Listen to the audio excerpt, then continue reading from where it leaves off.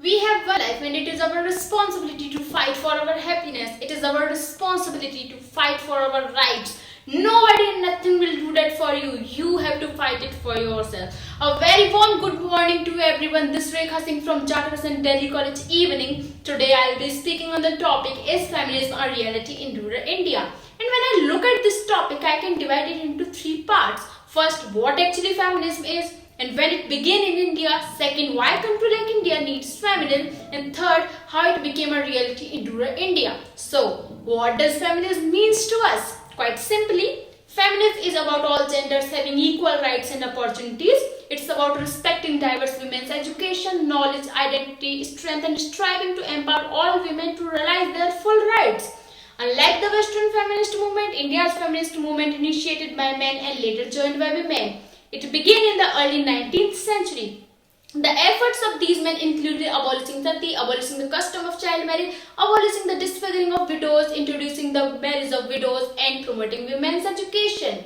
We have a list of feminists who really worked hard for Indian women to provide equal opportunities and rights, such as Raja Ram Mohan Roy, Ramabai Ranade, Rasundari Devi, Amrita Pritam, Savitribai Phule, Jyotirao Phule, and many more. Moving ahead, I would like to draw your attention that why a country like India needs feminism. India needs feminism because a woman should not be considered as a responsibility of a male throughout her life, whether it be her father, brother, husband, or son. India needs feminism because a woman is not a burden and marriage should not be the only reason for her existence. Every year, thousands of women die due to dowry harassment.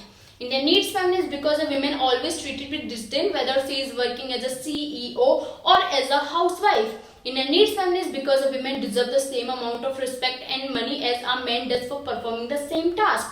India needs feminism because even professions and family roles have been stereotyped based on gender. For example, professions such as engineering and military considered to be masculine, whereas professions such as housemaking and fashion designing considered to be feminine. Moving ahead, I would like to draw your attention that how feminism became a reality in rural India. Rural India is the soul of India where a maximum of its population reside, yet it is the most ignored and neglected by the government.